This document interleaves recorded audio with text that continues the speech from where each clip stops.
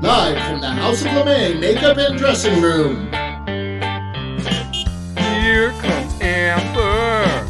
Stop what you're doing. Here comes Amber. She's just doing what she can. Here comes Amber. Cue the spotlight. Here comes Amber with 2 drinks in her hand. The matriarch of fashion, secret sewer glasses, you can't look away. Ask her, does she do it? There's really nothing to it. She's got that feminine yay. If you have a party, or if you're feeling naughty, call up the House of LeMay. Here comes your favorite gal. Here comes your queen. Here comes your talk of the town. And we're live tonight. The music starts playing. It's time for cabareting. And we're live tonight. Ladies and gentlemen, please turn off all cell phones and get ready for your host, Amber LeMay.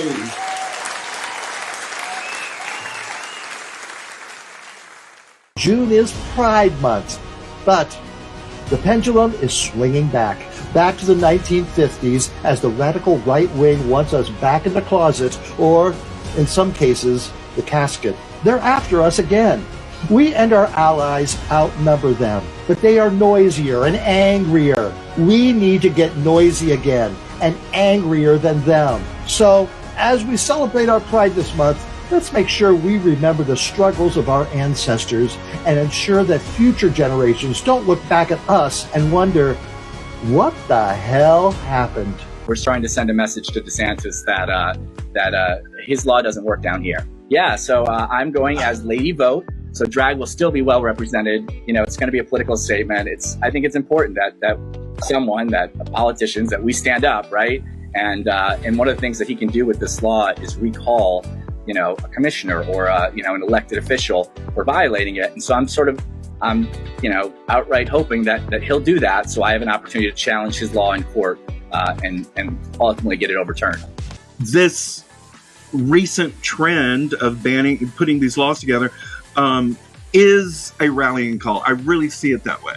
I really, really think that this is an opportunity for our allies and our community to join really tightly and to really say, no, we will not put up with this, and, you know, vote these suckers out. I mean, it's ridiculous.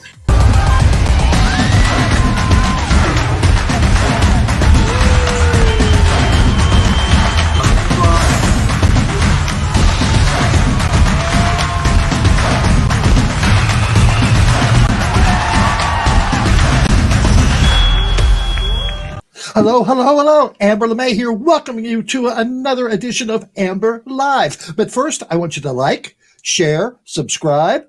Thank you. And Pride, like June, is busting out all over, and that is pissing some people off in this week's news briefs.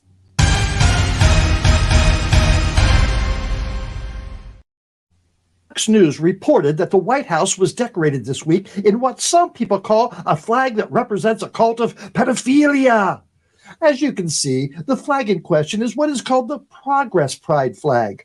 Fox reported that someone from a group known as Gays Against Groomers said the flag represents to us an ideology, a political statement of indoctrinating kids and trans kids and pushing kids to sterilize and mutilate themselves. They also quoted someone on TikTok saying this goes into what's called minor attracted person or youth attracted person, pedophile flag. But it seems that Fox themselves have no problems with the flag. As you can see, they used it as part of their corporate social responsibility annual report. In other Pride flag related news, Representative and soon-to-be grandmother at the age of 36, Lauren Family Values Boebert, got bent all out of shape when the United States Air Force tweeted this. She replied, "We salute one flag and one flag only in the United States. It isn't the Pride flag." As you can see, the silhouette isn't saluting a flag, but why should facts get in the way of anything she has to say? Finally, Roger Marshall, a United States Senator from Kansas, has introduced a bill aimed at preventing government buildings from flying any flag other than the American flag. The bill, known as the One Flag for All Act, will make it illegal to fly, drape, or display any flag other than the American flag on federal buildings or properties, with limited exceptions. His bill is a response to the Biden administration's decision to fly the pride flag over the weekend during a gay pride celebration at the White House. I wonder if he objected to these flags that were flying on Capitol grounds on January 6th. Or this one inside the building. Maybe those would fall under his limited exceptions amendment. And that's this week's headlines.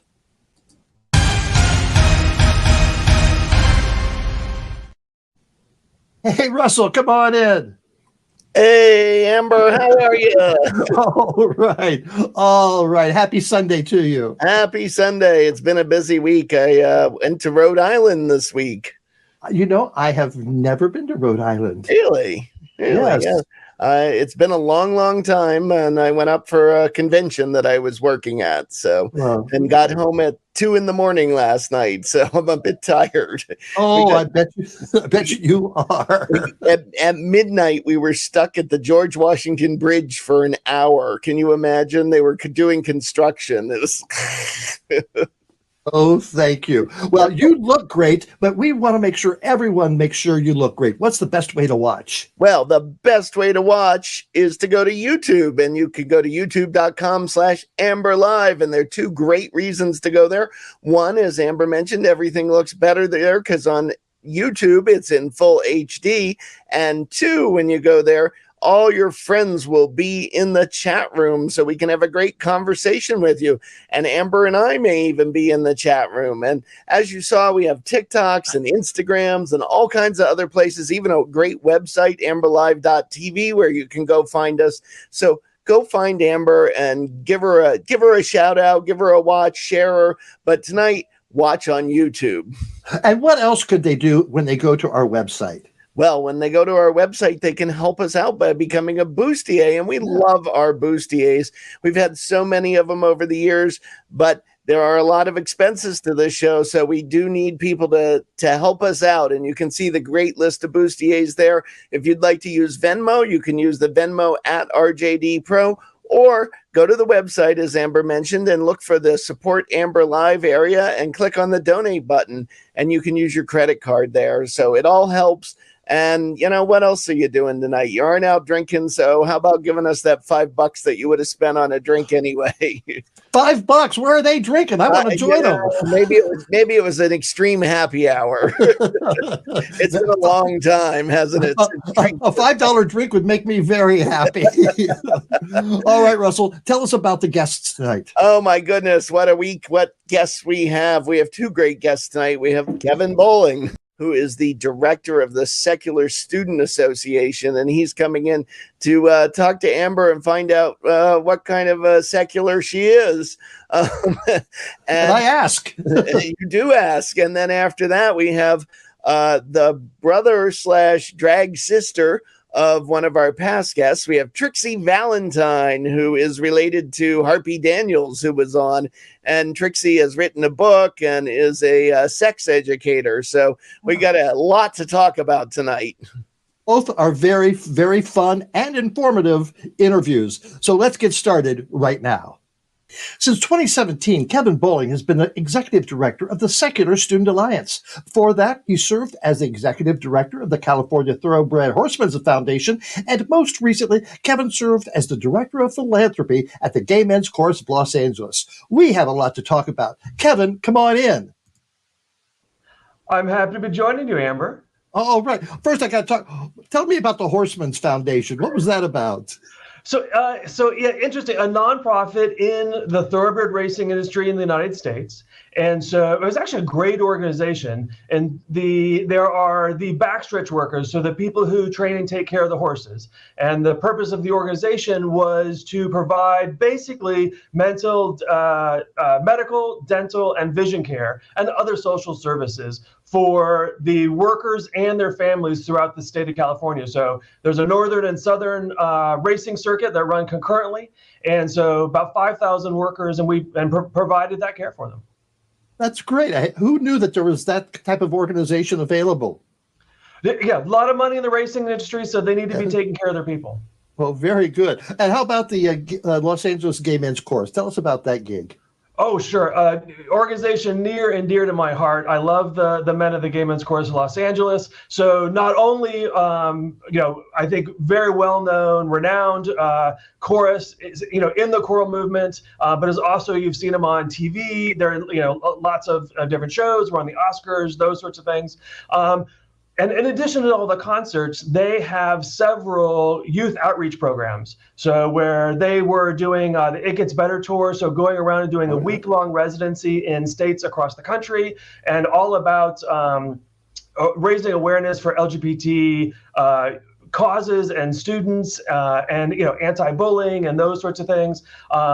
They also are in a program where they go into high schools in the local Los Angeles area and do music and LGBT education.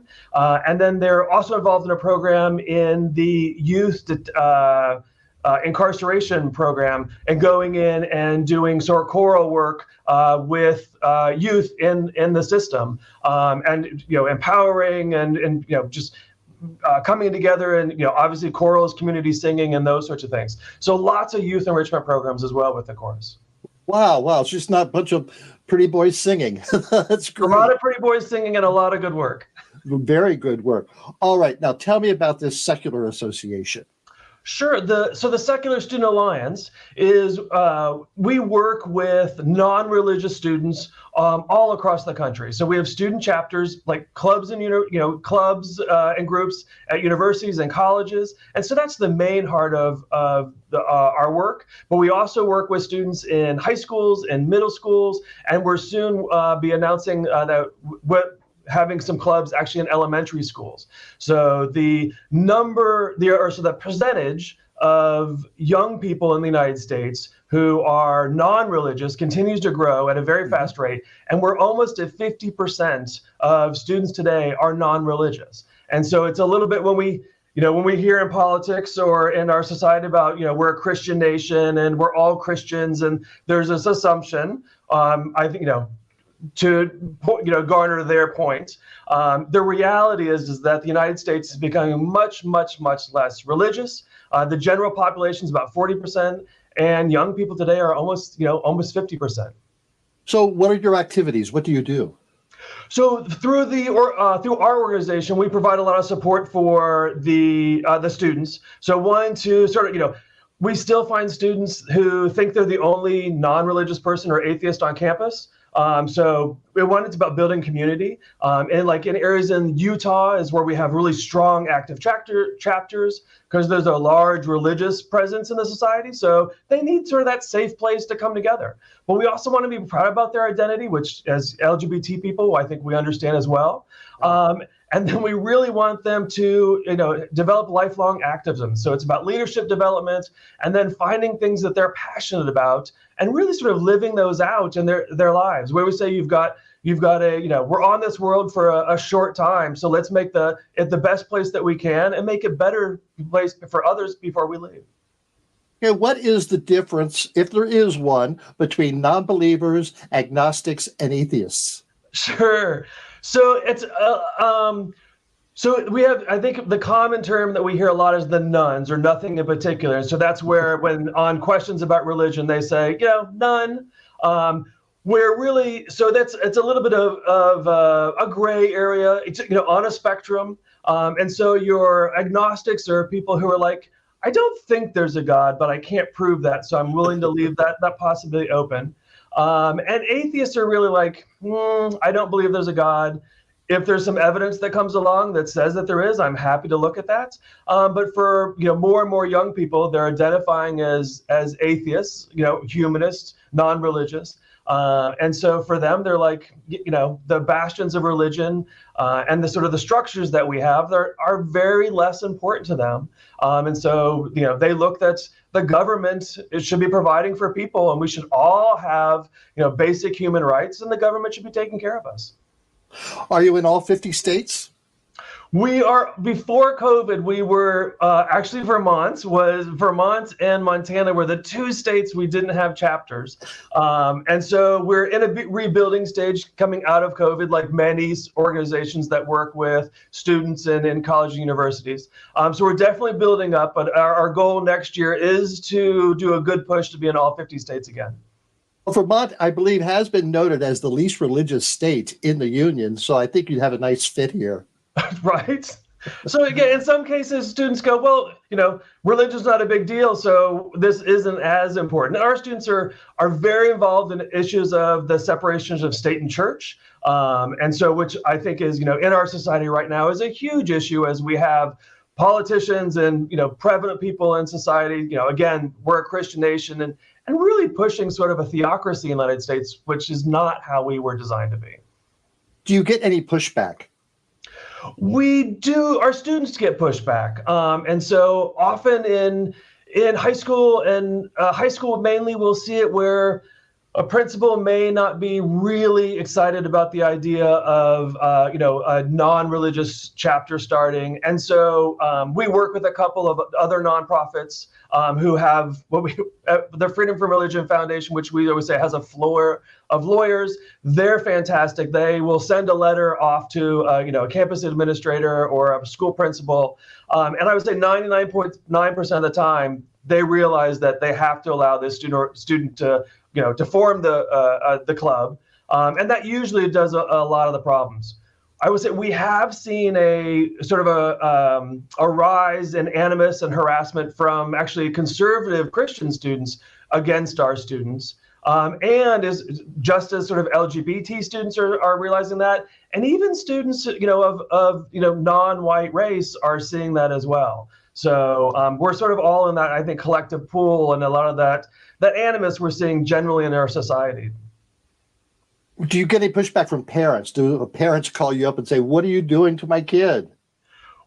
So one of our programs that we do nationally is we do every summer, and we're currently going on right now, is our secular activist scholarships.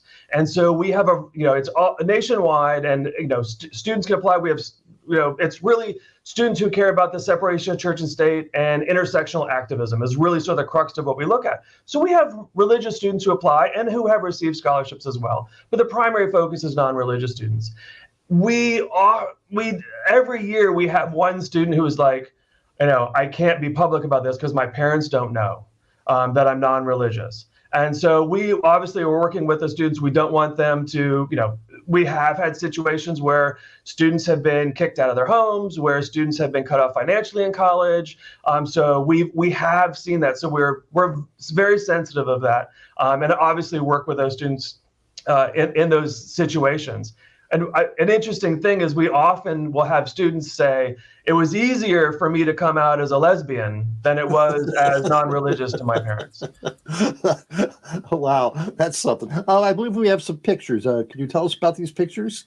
Oh, happy to, sure. So again, our students are very active, and so this is our group at the University of Wisconsin-Madison who are actually participating in their Pride Parade. So we often find that our students are involved in local community events, which is what we want them to do, and we have a high percentage of our students who are lesbian, gay, bisexual, and transgender, and so they're not only supporting the local community and LGBT people, but also, their fellow members in the organization. Well, cool. How about another picture? Sure. So this is just a fun picture from our conference a couple of years ago. So we're actually holding our conference this year in Missouri, and so it's going to be in the middle of June. And so it's a great time. We often say it's the largest gathering of secular students anywhere in the United States. So yeah, this is a fun little picture of our students. So there's one of our groups on campus. So they do part of their mission, and ours as well as an organization, is normalizing non-religion. So as the growing number of young people are becoming non-religious, often people don't think that, so we help normalize that. So they do some fun programs, Hug an Atheist, Ask an Atheist, where you come and ask any question you want. Some are very serious, some are very funny. So just getting our students out, them having a good time on campus and doing those sorts of things. Just another fun picture from our conference. Your conference is going to be in Missouri. Now, that's not the most friendliest state to people of our persuasion. Why did you choose Missouri? It's not. Well, we always do our conference at a school, and so yes. But oftentimes going to a state, one, you allow students, in the local area, or sort of adjacent states who sort of really need sort of that leadership development, hearing great speakers, all the grassroots organizing workshops. So it allows them to, makes it easier for them to participate. So we oftentimes will look for areas where it's easy for students to get to. And yeah, Missouri is a state that needs a lot of help. And so while we're there, we have some of the local politics that get involved. So we have Senator Megan Hunt from Nebraska, who's coming down to talk to our students. We have an assemblyman from St. Louis, and then Justice Horn, who is the LGBT commissioner, I think for the state. We're going to go with that. If not, I just gave him a promotion. But he's also coming in. So we really try to pull in those local resources as well. Very good. You've mentioned politics a few times. What's going on and how can we stop it? Yeah, I think how can we stop it? Stopping it is us getting politically involved. I mean, there's a reality, is going in and getting involved with your school board, running for your school board. Some school boards in some cities are decided by 16 votes. So going out, getting involved, running for position, donating to candidates, and going out and voting. So we do a lot of work with, we know that 89% of our students' members are registered to vote. So we obviously are doing a lot of work on that. But I think politics right now is, in part, I think some of it is to do with the growing number of non-religious. So the Christian people who feel like they should be in the majority are nervous about that. And as the United States becomes more and more pluralistic and more diverse, the white males are really having some issues in going, even though they're not, I'm losing my power. And I really think what we're seeing is this last-ditch effort to really fight against that and to claim it as long as they can. So when we look at, this is a Christian nation, and let me exert my religious values on you, and then codify that into law, taking away everyone else's autonomy.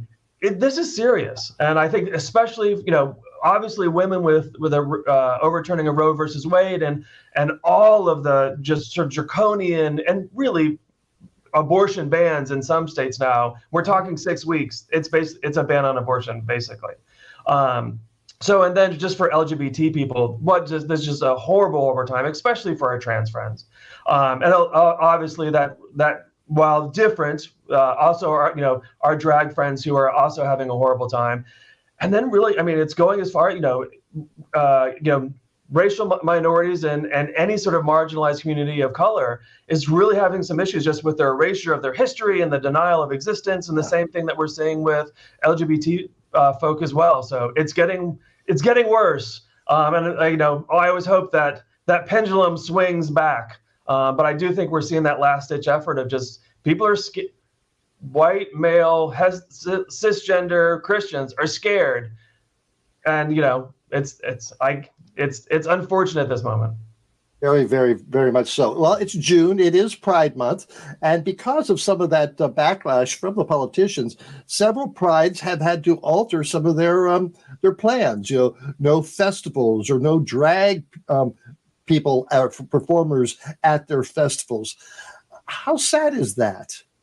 I think it's really sad. One, I think when you look sort of at LGBT people being able to be open and being proud, and really where we were going, not that far ago in the United States, just as a general, as culturally, I think it was fantastic. And there was a poll that came out, I think it was last week, and it's something like 70% of people in the United States think that the government should be protecting LGBT people and companies should be promoting pride, and all of these sorts of things where we are pro diversity and pluralism in the United States. the majority of Americans are still on board.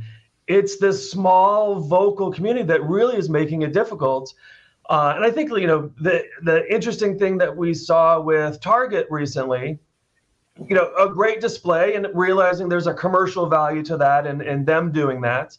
And our organization responded to them on Twitter going, hey, look, LGBT people, have people coming at them all the time, and they stand up strong and don't back down. For you to have a pride parade or pride display and selling merchandise and to back down so quickly, you are not an ally, and you're not embracing what everyday LGBT people have to go through. So, it's sort of like stand up for it and realize it's going to be difficult sometimes, because that's what, gay and lesbian and bisexual and trans people have to do all the time. And Walmart said they won't back down, that they're going to keep all their Pride merchandise. And if you don't like it, go shop at Target, I guess. And which is fantastic. And North Face also, they were like, nope, we're not going, we're not backing down. So I think with recently with the Dodgers, at first taking the honor and award away from the LA Sisters of Perpetual Indulgence, and then Target, I think we've sort of seen where companies now are going, okay, this isn't worth it. And there's a reality here. There has to be acknowledgement that conservative Christian people and Christian nationalists, they don't want some concessions. They want it all. They want to eliminate, trans people. They want to, and some people are going, we need to kill trans people. We need to kill LGBT, gay people. So they don't want concessions. So just doing a little bit is not what they want. They want the complete annihilation of. And we're not going there. Like, LGBT people are not going there. People of color are not going there. Women are not going there. So I think there's a hopefully a strong message to corporations now. Okay, this isn't worth it, because making the concession isn't going to do it. You've been with that organization for 7 years now, 6, 7 years. How long do you think you'll be staying there, and what would you like to do in the future? Sure. I really enjoy my job. I love working with young people, and I think a lot of the sort of life experiences of non-religious people are very much echo the LGBTQ community. So it's really an enriching place for me. I love the energy from young people. So no plans on leaving soon. If I did, I'd probably want to stay doing something with youth. Or sort of getting back into sort of LGBT civil rights. So, and that's a little bit of, sort of the blend of my two history, work history and then volunteer experience sort of falls into those areas. Education did you have to get you into those great jobs that you had? I was an undeclared major for like winter quarter of my junior year in college. So no idea what I wanted to do. But I was active in school, so I was on the campus activities board, and I was an RA, and I did orientation and all these sorts of things, and so I really loved doing that. And so then went to graduate school to get my master's in education to specifically work at college universities, and realized again as I really love working with that with young students and the leadership development that takes place and those sorts of things. And then in California, I was working for 2 different schools. And the student governments and the student unions are nonprofits within the educational system. So that nonprofit experience background. But I think the guiding thing for me is it's really important that I go home every day knowing that what I do for work helps other people and benefits our general society. And so that just, it's important, it's one of my striving forces and just makes me feel good about what I do every day. Well, Kevin, you do good every day. So thank you so much for what you do. Thank you for talking to us tonight. My pleasure. It was great speaking with you. Thank you. Wow, what a nice interview. Russell, come on in. Yay! Yeah, he is amazing. What work he does. and thank you so much for finding these guests, because he's doing something I had no idea there was anything like that going on. Here we brought it to our fans of Amber Live. So thank you. What else do we have coming up on the show? Oh, we have so much more coming up on the show. As we mentioned before, we've got Trixy Valentine coming up. We've got Amber's Altar-Cations. We've got Rocco. We've got an Amber Rant. And we have a special little pride moment that you're going to be talking about. And away we go. All right. Very good. So, but you know what keeps it all going, Amber? Yep, I do. Bustiers. We love our bustiers. So if you can help us out, use that Venmo or go to amberlive.tv and look for the support button. So thank you, bustiers. If you want to support a pride organization this year, why not Amber Live? We're pretty proud. All right. Let's get into Altar-Cations.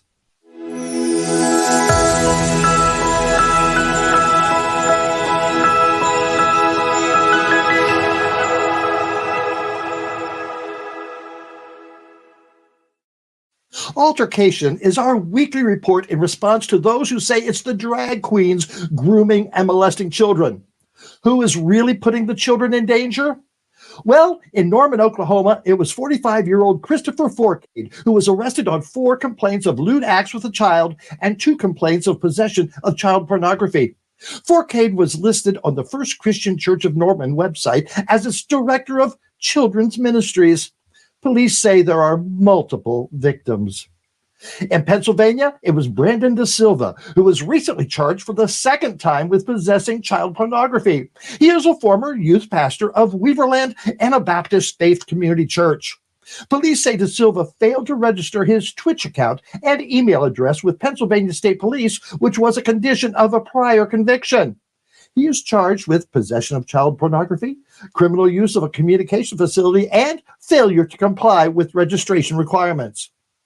Meanwhile, from Canada, a minister of a Kingston, Ontario church, Timothy Milley, was recently sentenced to 10 years in prison for using the internet to entice a 15-year-old Detroit girl to engage in illegal sexual activity.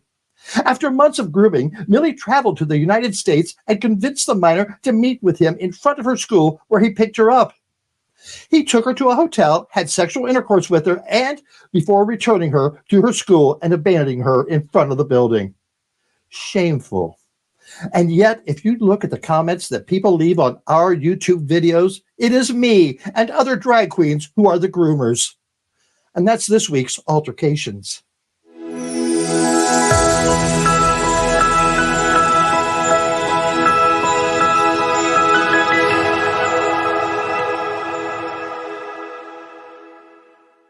Trixy Valentine, come on in.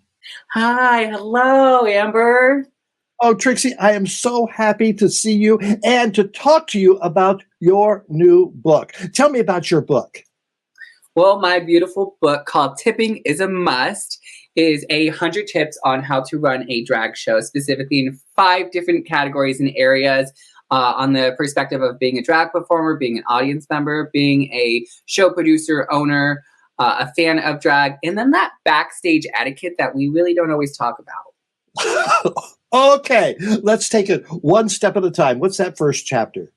So the first chapter talks about tips, specifically being a drag performer, and all those small tips that we don't always get to learn right away. We've had to learn the hard way. So like learning consent as a drag performer is really important of making sure. Tell me about that. Yeah, consent of just knowing our spaces and making sure we're setting the precedence of people in the room. So a lot of the drag shows I've run or ran, one of my biggest tips is to consent for the audience member. And as drag performers, we have to let them know how to do that, since we're in the middle of performing. We could be singing, we could be acting, whatever it is. And if we're doing that interaction and an audience member doesn't want to, as performers, we should be aware of what those signs could be. You know, you just put an X up, right? And like, that's one of the tips as a drag performer that I've learned brings value and safety into a drag show that is not talked about a lot in our settings a lot of the time. Well, tell me how you've been threatened. So for me, how I've been threatened, I've had people tried to get physical or anything like that with just a general performance, because they're there to have a good time, but like they're not the ones. They where I perform, it's very rural. A lot of the people are not queer individuals. They don't know a lot about drag, so when they hear about these shows, they want to go for the experience. And for me, it's one of those like, okay, we're going to give you the experience, and then like sometimes for me, you know, you get these rude comments right away, like, oh, don't come near me, don't come touch me. And they're saying it while you're in the middle of a performance. And it's like, you don't have to get all defensive. You can literally just show me, and your nonverbals, like, I'm just here to watch. Like, voyeurism is okay. Another tip? Another tip, so specifically is in, well, actually, you threw me off. No, another tip for the actually, this is an audience member tip. We'll go with an audience member tip, and it's like, don't take that selfie while we're performing. If we're in the middle of a performance and someone tries to stop us, and it's also like a 2-for-1, and like, first, don't grab us, like, don't put your hands on us. We'll go back to consent. But like, they have their cameras out and they're trying to take that photo of us, and we're trying to, you know, we're in the moment of that experience, and it's like, can you come take a photo? No, there's after the show and before the show. Why are you doing it during the show? It's all about them. It's all about them. Right. We're the divas. And they're over here like, I need to make a good profile picture. And I was like, I would love to be your profile picture, but it's not going to be when I look like this. It's not going to happen. How about another tip for an audience member? For an audience member, another tip. Ooh, you know what? Let's just pull it right out of the book. Okay. So for this, I definitely, that's backstage etiquette. Oh, respecting the venue, 100%. So I've had a lot of times where we have some audience members who they kind of get a little, we'll call them sloppy for, you know, not really a different word. They get a little bit too alcohol. They get a little too rowdy. They have their moment, and we all can have our moment. But if you're over here getting a little bit too loud, too much, and causing a scene, and it's no longer fun, like, that is a bad audience member. You should be able to contain yourself. You could, you know, have a drink if you want one, have a laugh, but, you know, at the end of the moment, it's not just you in that room. There are hundreds of other people there, and audience members really need to understand, like, don't be a Becky. And for anyone named Becky, I'm so sorry. That's just what I call them at my show. They're the ones at their Christmas party at work where they, you know, are like standing on the table getting loud at their work party. You know, this is not that moment. You know, save it for a different show, not for ours. Okay, these are tips, but how about audience members tipping? What's the protocol? What's the etiquette? Yeah, so the etiquette in tipping, so a lot of times you just stick your dollar up in the air and you wave it or that kind of thing. And also, it really depends on the show. So tipping is a must. That is one of the things that, in reality, as drag performers, not all of them are able to make a lot of money related to the door, or some of the door goes to like the venue and the performers, depends on kind of the contracts that are going out there. So tipping your performers is that gratitude, right? To thank them for their performance or show them a way of like, you know, here's more money, or here's a way that you can continue the art and workflow of what you're doing. Because it takes a lot of money to look this cheap. Yes, it does. Let's see. How about a producer? What's a tip for a producer? So a show producer is pay your performers. That was one of the top, but pay your people. Like, I have worked with people who try to quote unquote be shady and be like, oh, our money didn't come in yet. We have to wait till the check comes. And then you're just sitting there like, where are you? Where's the money? Like, you did not just, give me, I did not give you a free gig in this moment. And so venue owners, producers, they really need to know how to budget. They need to know how to finance. They need to know where to set that up. It is literally all about event planning and business at the point of who's doing it. And that's really hard sometimes because we think drag is all about fun and we want to be entertaining, but we need those business people. We need those venue owners and managers and the producers of these shows to be like, nope, this is the way it has to be. Here are our boundaries, here are our guidelines, and pay your people. Like, the number one tip I can say is pay your people. And that's just not drag performers, your DJs, your dancers, your employees, your staff. Like, pay your people at these moments and venues. What if it's a benefit for a good cause? What about performing for that? That's one of my tips in there. So if it's a benefit, I think it's okay as long as transparency is there, right? So as drag performers, we give our time and energy for free a lot of the times, and that's okay. And there's a lot of shows we do. It's Pride Month right now. So a lot of us are doing Pride for free because it's helping out other organizations or going to a really great cause or the community. And I think that's okay. The only thing I say about that is you have to be transparent in it, right? So some people will do it for free. Like, that is okay. All right, you mentioned backstage stuff. Tell me about that. I have no idea what goes on back there. I mean, who knows, right? No, backstage etiquette is, for me, the one thing I learned about who you want to work with, right? It's where we have our wigs off. You can see all this goodness. You can see everything. Backstage etiquette is all about how to be professional, what to look like, how to sound like, in the sense of like having good relationships with someone, right? Like if someone comes in with like a bad attitude and starts taking out on everyone else, like that's going to bring the energy down. And we as sisters, brothers, and drag performers, we really need to be able to sit there and say, hey, are you good? Are you okay? Like, let's figure stuff out so we don't continue disrupting that energy, because what we portray backstage can sometimes show up in our performances and outside in front of all of that. And that's not good at all. How did you learn so much? You're so young. Oh, thank you. This makeup really do make me look young. No, I have been doing drag since I was 20, so a little over 9 years, and just through practice, through all the hardship work, doing so many shows, going out there, and just saying, I'm going to do it. And I was actually one of those queens. I did not look pretty. I look pretty now. I did not then. And it was, thank you. And it was one of those, I didn't get booked a lot. So I was like, I'm going to do my own shows. So I learned how to network. I learned how to invest my time. I learned how to then put on my own shows. And then like that, there's a lot that goes on when you start being your own show producer, putting all these shows and asking. And after, 9.5 years of doing it, I'm just like, I could walk into anywhere now and go, you want a drag show? I got you. You want a drag bingo, drag trivia? You want a story hour? I got you. I've learned the tips and tricks to knowing how to run successful shows that a lot of people will come, that will feel safe, and that are actually queer-centered and are for our community. All right. I've got some pictures here that I'd like to share with you. Let me see if I can find them and tell me what they're about. All right. What's this? Yeah, so that picture showed up on the morning call for a news article specifically about the climate of what's happening for drag. But that's me hosting at the Majestic Theater in Pottsville, Pennsylvania.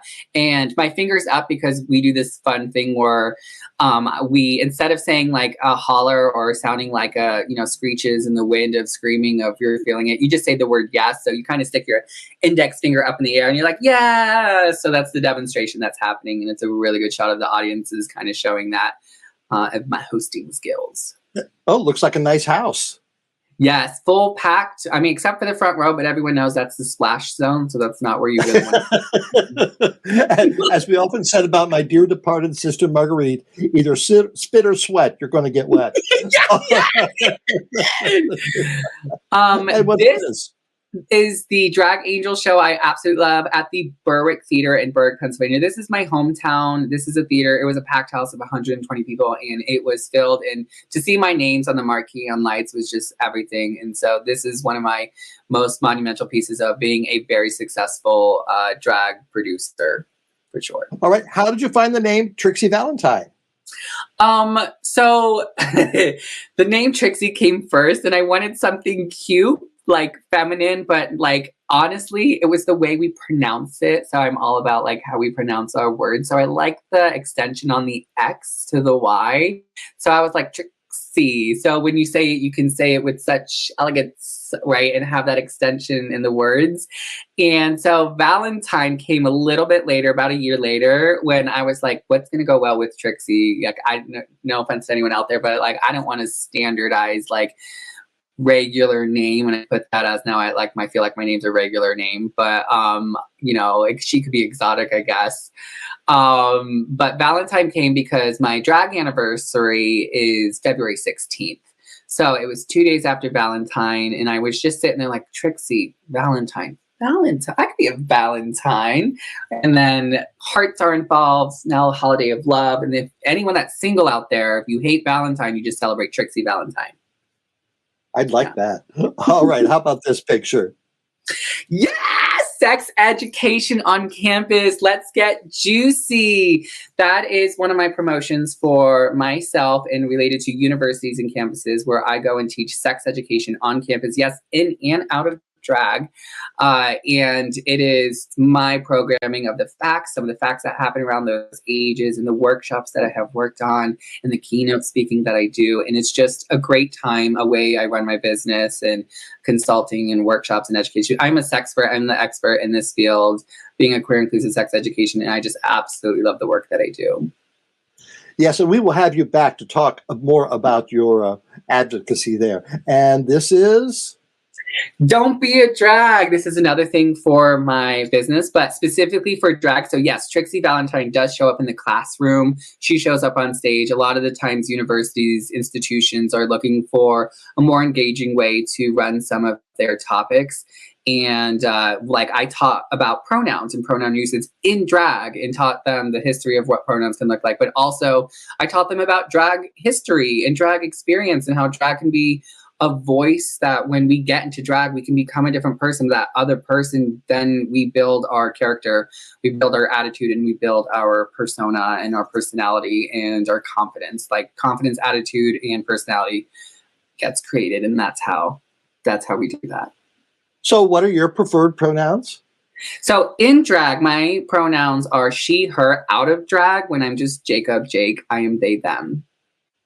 Very good, very good. Mine is yo bitch, but that's alcoholic. And there's your book again. There is my book. I am so proud of this book. I'm super excited. I'm also excited to see what tips people's favorites are, since there's 100 to choose from. So I'm really excited to see who's gonna like what. And there's some tips that some people might like, not like, and there's some tips that are not even in this book. Now, have you gone out and asked for others to bring on maybe a second edition of your book? I mean, this one just came out, so I haven't even thought about what I could do after this, but I think there will probably be like a volume 2 or Tipping is a Must 2, or we'll call it something else cute, something drag related. I definitely... How about Just the Tip? I'm in it. We have Tipping is a Must and then Just the Tip. Beautiful. Done. Sold. You sold me. All right. And who's that? That's me when I'm not looking so gorgeous. That is me. I am moderating a LGBTQ panel specifically for National Coming Out Day at Penn State University, Harrisburg. And this was one of my favorite interactions to do when I was able to have a conversation with people about what it's like to come out, and then have 3 individuals on a panel to talk to them and their stories. This was me at a regional conference with my good friend Ryan Geiger, who's in that photo with me, and we did a presentation on queer in the world supporting LGBTQA+ students, and we talked about the global interactions of understanding LGBTQA people, and that dress on me is one of my favorite dresses, so honestly this photo should just be focused on that. So where do you get your outfits? I am spoiled, and here's why. I have friends who give me stuff, just to give me stuff. Like, I didn't ask for it, they just go here. So like this outfit, my drag mother was like, I don't want this. So she gave this to me and stoned it. But a lot of times it's online. There's good places to find online. And then you kind of repurpose it. You always put a rhinestone on everything. And if you don't, that's for you. That's for you. Yeah, it's okay. Yeah. I won't judge, but who knows? No. I won't judge. Never, never. And then we have this video clip as well. Let's watch that.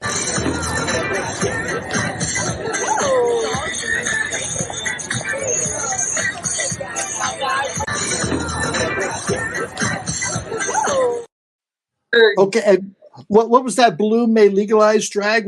Tell us about that. Yeah, so I started drag here in Bloomsburg, Pennsylvania. It's the reason why drag has kicked off. And there was a certain point, there was 2 points in the town of Bloomsburg that became questioned. So they had an ordinance, an adult entertainment ordinance that was not changed. So when I did drag for the first time, it got brought up because technically I was impersonating a woman and that was not allowed based off of their ordinance. And there was this whole thing about it, a whole news article came out, and that's sort of what had come up, and they changed it, right? So they changed the ordinance because they're like, this is ridiculous. This ordinance is from the 80s and doesn't fit anymore. And so, I mean, it should have never fit anyway, but they changed the ordinance, and that's what that was for. Yeah. What's going on around the country with the attacks on the drag, trans, gay community? Have you experienced any of that? So I, as a LGBT person, as a non-binary person, I face hate depending on how I appear in public, right? So there are times I'm feminine. Like there's a lot of photos you showed me in dresses, right? Not drag, when I'm not in drag. And I have faced, you know, I've been chased down by cars. I have been things thrown at me. I've had people curse and make slurs.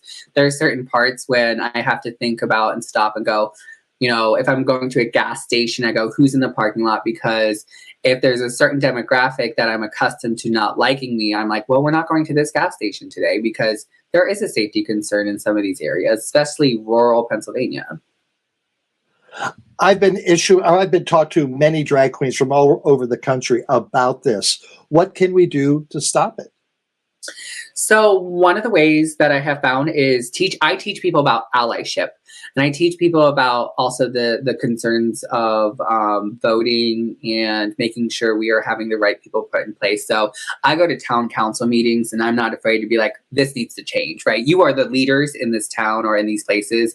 What can you need to be able to do something about it? And I don't just come to say that, like I'll bring up issues or things. And I have gotten to know our police department and stuff. So I was able to talk to them and be on certain experiences where I'm like, no, this really does happen in our town. And they go, we didn't know about that. Yeah, because it's not being reported, or like we're not comfortable going to because we don't think anything's going to happen. If I called you on the phone and was like, hey, we're having an event, can you make sure we have protection? And you go, you'll be fine.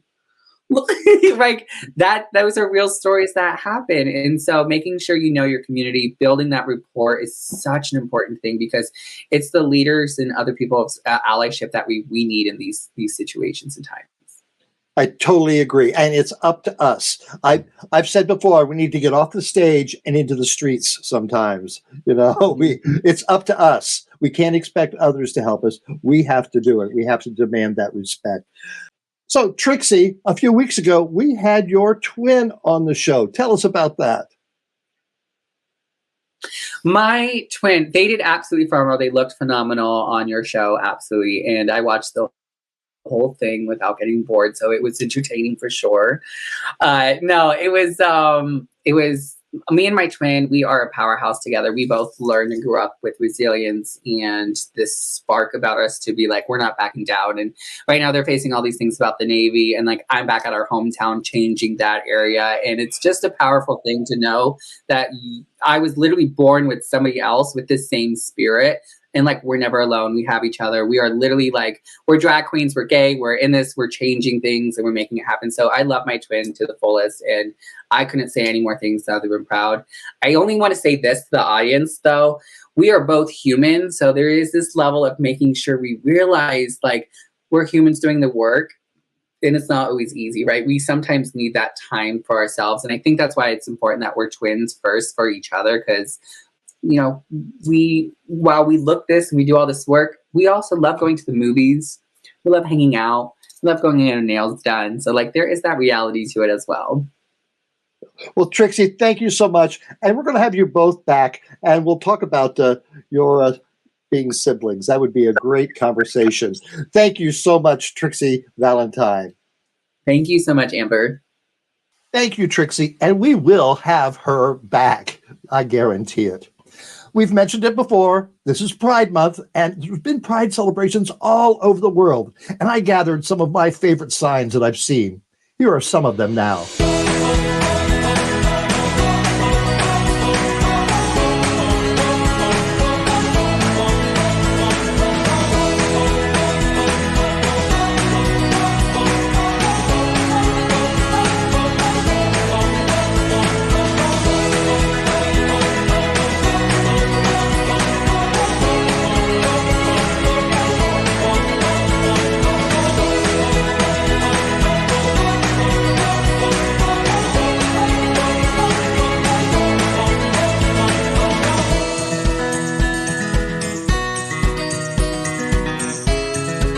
And he's back. Here comes Rocco. Hey, how you guys doing? Hey, Amber, how you doing? It's me, Rocco, in case you didn't know. Listen, I just wanted to acknowledge that today is Father's Day, right? It's the day when we say, hey, Dad, you did all right. And hopefully you're good. But, you know, sometimes people are like, what should I get my father for Father's Day? So they get a tie, they get golf balls, they take them fishing. You know, there's always that sort of crap you could always do. But maybe you might want to do something different, like say, hey, let's go hunting for UFOs. And you take them out at night, and you just stare up at the sky, and every time a satellite goes by on an airplane, you go, hey, it's a UFO! And you have a lot of laughs. You know, that's just one thing. The other thing you can do is maybe go to a strip club. You know, those clubs are where you go there and you strip wallpaper off the walls. Hey, you know, I was kidding there. But, you know, there's a lot of things you can do to bond with your father. And maybe you should go do them. Don't ask me what they are. Why are you asking me? You should know. You know your father. Now, unfortunately, some people, their fathers are no longer here. I'm sorry, my father's no longer here either.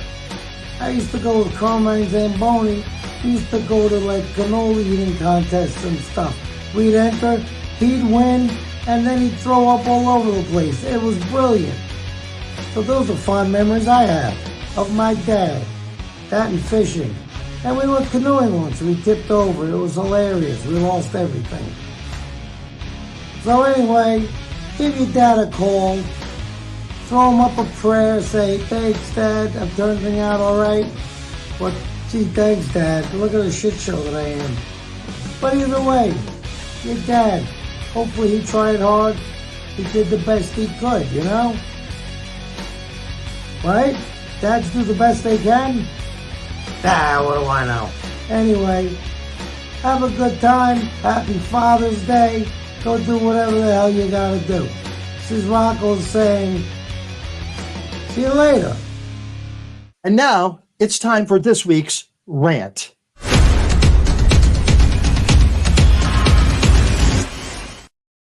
This man, John Howald, was sentenced this week to 18 years in prison, followed by 5 years of supervised release for shooting into a residence and attempting to shoot others with the intent of ridding a town of LGBTQI plus residents.